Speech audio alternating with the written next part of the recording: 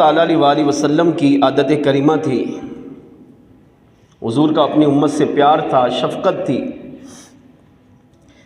کہ اگر کوئی صحابی حضور کی بارگاہ میں حاضر نہ ہوتا تو آقا علیہ الصلوۃ والسلام باقاعدہ صحابہ سے پوچھتے تھے کہ آج فلاں صحابی نظر نہیں آ رہا، آج فلاں نظر نہیں آ رہا۔ اور صحابہ کرام علیہم رضوان جب ان کے متعلق خبر دیتے کہ یا رسول اللہ وہ اس وجہ سے نہیں آ رہا، تو آقا علیہ الصلوۃ والسلام 3 دن تک انتظار فرماتے۔ اگر وہ صحابی 3 دن تک نہیں آیا تو میرے آقا علیہ الصلوۃ والسلام کی عادت کریمہ تھی کہ پوچھتے وہ فلاں کیوں نہیں آیا۔ اگر صحابہ یہ جواب دیتے کہ یا رسول اللہ صلی اللہ علیہ وسلم وہ سفر پہ گئے، تو آقا علیہ السلام کی امت سے محبت اور شفقت دیکھیں، میرے آقا علیہ السلام جب یہ سنتے کہ میرا فلاں صحابی سفر پہ گیا ہے تو آقا علیہ السلام اس کے لیے ہاتھ اٹھا کر اللہ کی بارگاہ میں دعا کرتے کہ اس کا سفر خیریت سے گزرے، وہ خیریت سے جائے اور خیریت سے آئے۔ اگر آگے سے یہ جواب ملتا کہ یا رسول اللہ وہ مدینے میں ہے، تو آقا علیہ السلام ملاقات کے لیے خود تشریف لے جاتے۔ اور اگر یہ جواب صحابہ حضور کی بارگاہ میں عرض کرتے کہ یا رسول اللہ وہ بیمار ہے اور اس وجہ سے آپ کی بارگاہ میں حاضر نہیں ہوا، تو میرے آقا علیہ السلام امت کے شفیق آقا اس کی عیادت کرنے کے لیے خود اس کے گھر تشریف لے جاتے۔ کتنی شفقت ہے حضور کی امت سے، اور آج امت کا حال ہمارے سامنے ہے۔ پیارے آقا صلی اللہ تعالیٰ علیہ وآلہ وسلم کے پیارے صحابی سیدنا انس بن مالک رضی اللہ تعالیٰ عنہ فرماتے آقا علیہ السلام نے اپنی اسی عادت مبارکہ کے تحت ایک انصاری صحابی کے بارے میں پوچھا کہ انس بن مالک وہ فلاں صحابی نظر نہیں آ رہا، تو میں نے عرض کیا یا رسول اللہ صلی اللہ تعالیٰ علیہ وآلہ وسلم وہ بیمار ہے اور شدید بیمار ہے۔ شدید کا مطلب کیا ہے؟ اتنے شدید سخت بیمار ہے کہ وہ بستر سے اٹھ نہیں سکتے، چل نہیں سکتے، پھر نہیں سکتے، بس بستر پہ پڑے ہوئے ہیں۔ یہ خبر سن کر مصطفیٰ جان رحمت صلی اللہ تعالیٰ علیہ وآلہ وسلم کا مبارک چہرہ غمزدہ ہو گیا۔ کیا سنا؟ میرا امتی بیمار ہے، میرے امتی فلاں بیماری کے اندر مبتلا ہو گیا ہے۔ تو آقا صلی اللہ تعالیٰ علیہ وآلہ وسلم نے سیدنا صدیق اکبر رضی اللہ تعالیٰ عنہ کو ساتھ لیا، سیدنا فاروق اعظم رضی اللہ تعالیٰ عنہ کو اپنے ساتھ لیا، اور ان دونوں صحابہ کو ساتھ لے کر مصطفیٰ جان رحمت صلی اللہ علیہ وسلم اس انصاری صحابی کے گھر ان کی عیادت کے لیے تشریف لے گئے۔ شاعر کہتا ہے سر بالی انہیں رحمت کی ادا لائی ہے، سر بالی انہیں رحمت کی ادا لائی ہے، حال بگڑا ہے تو بیمار کی بن آئی ہے۔ یعنی اس سے بڑھ کر امتی کے لیے کیا سعادت ہوگی کہ امتی بیمار ہو، عالم نزا میں ہو، شدید بیماری کی حالت میں ہو، موت کا انتظار کر رہا ہو، اور ایسے وقت میں مصطفیٰ جان رحمت صلی اللہ علیہ وسلم اس کے پاس تشریف لے آئے۔ اس سے بڑھ کر امتی کے لیے معراج نہیں ہے۔ اور جس کے پاس حضور تشریف لے آئے اور اپنا مبارک چہرہ اسے دکھا دیا، چاہے وہ حضور کے زمانے کا صحابی تھا یا قیامت تک آنے والا امتی تھا، مصطفیٰ جان رحمت صلی اللہ علیہ وسلم چاہے بنفس نفیس وہاں تشریف لے گئے یا اس کے خواب میں جا کر وہاں پر اسے اپنا دیدار عطا کیا، تو اب اسے نہ نزا کا ڈر ہوگا، نہ موت کا خوف ہوگا، بلکہ وہ موت کو گلے لگا کر حضور کے دیدار میں ایسا کھو جائے گا کہ اسے بھی اپنی معراج سمجھے گا۔ اسے پھر موت کا جھٹکے میں بھی لذت محسوس ہوگی۔ کب؟ جب حضور کا چہرہ سامنے ہو۔ مصطفیٰ جان رحمت صلی اللہ علیہ وسلم اپنے ان دونوں صحابہ کو لے کر اس صحابی کے انصاری صحابی کے گھر تشریف لے گئے تو آپ نے دیکھا کہ واقعی وہ شدید بیمار تھے۔ آپ صلی اللہ تعالیٰ علیہ وآلہ وسلم نے انتہائی محبت بھرے، شفقت بھرے، پیارے انداز میں اپنے اس انصاری صحابی کی عیادت فرمائی، حال احوال پوچھا۔ تو انصاری صحابی نے عرض کیا، یا رسول اللہ صلی اللہ تعالیٰ علیہ وآلہ وسلم، میں بیمار نہیں تھا، مگر کسی وجہ سے میں بیمار ہو گیا۔ آقا علیہ الصلوۃ والسلام نے ارشاد فرمایا، تمہاری بیماری کی وجہ کیا ہے؟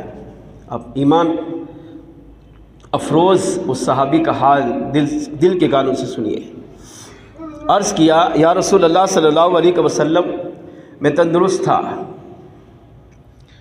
ایک دن آپ کے پیچھے نماز پڑھنے کے لیے مسجد نبوی میں حاضر ہوا اور آپ مغرب کی نماز ادا فرما رہے تھے، تو میں نے مغرب کی نماز آپ کے پیچھے ادا کی۔ آپ نے نماز مغرب میں سورہ قاریعہ، جس کی ہم نے ابھی تلاوت سنی، اس کی تلاوت کی۔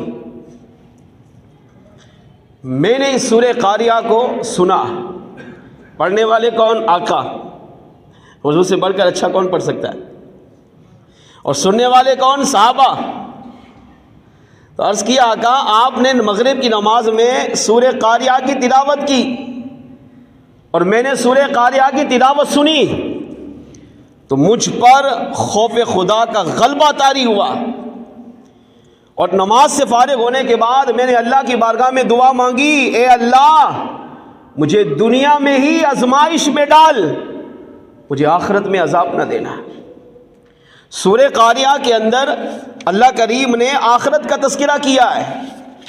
القاریعۃ ما القاریعہ، دل دہلانے والی، کیا وہ دل دہلانے والی؟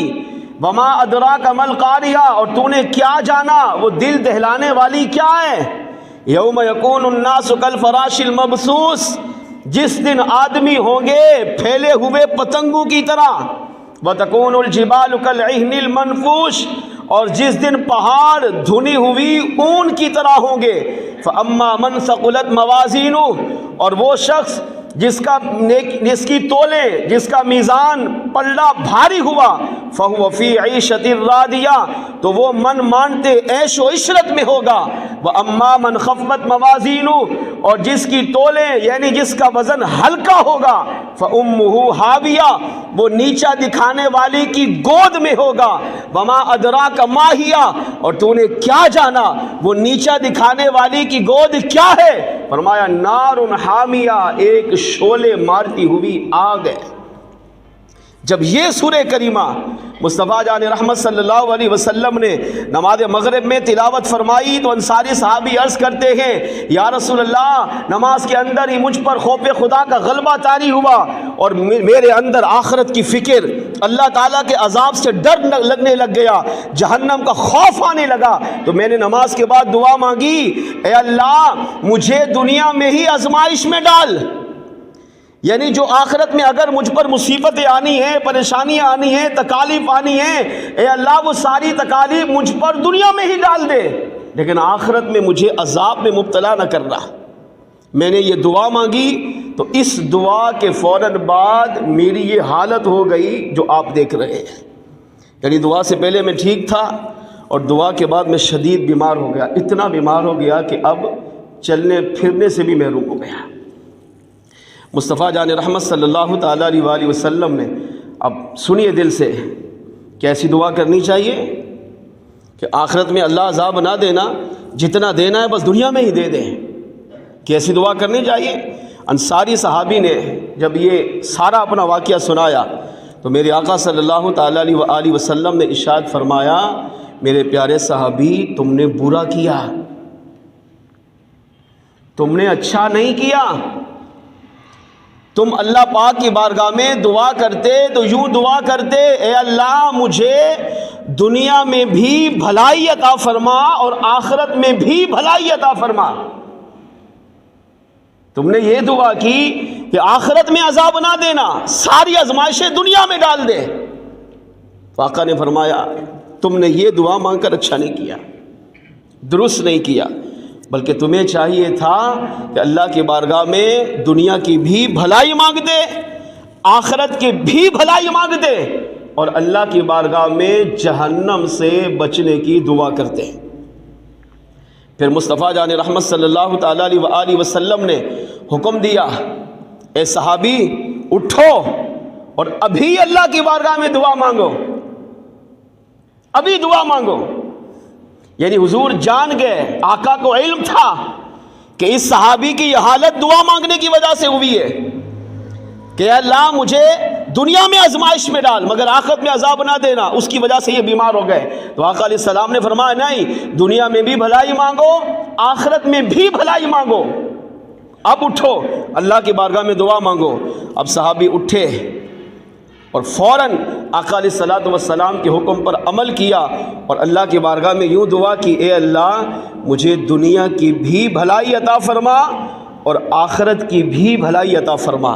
صحابہ کہتے ہیں مصطفیٰ جان رحمت صلی اللہ تعالیٰ علیہ وآلہ وسلم نے جب اپنے اس انصاری صحابی کو دیکھا کہ وہ اللہ کی بارگاہ میں یوں دعا کر رہے ہیں، تو پھر میرے آقا علیہ الصلوۃ والسلام نے بھی ان کے لیے اپنے رحمت والے ہاتھ اٹھا دیے، اور آقا علیہ الصلوۃ والسلام نے بھی دعا مانگی کہ اے اللہ میرے اس صحابی کو شفا عطا فرما، اسے دنیا میں بھی بھلائی عطا فرما، آخرت میں بھی بھلائی عطا فرما۔ فاروق اعظم کہتے ہیں مصطفیٰ جان رحمت صلی اللہ علیہ وسلم نے ابھی یہ دعا مانگی اور آقا علیہ السلام نے جیسے ہی دعا ختم فرمائی تو دعا کا اثر فوراً ظاہر ہوا۔ صحابہ کہتے ہیں ہم نے خود دیکھا کہ وہ صحابی جو اٹھ نہیں سکتے تھے، بیٹھ نہیں سکتے تھے، چل نہیں سکتے تھے، کھڑے نہیں ہو سکتے تھے، ایسا لگتا تھا جیسے رسیوں سے کسی نے ان کو جکڑ کر بستر پہ ڈال دیا ہو۔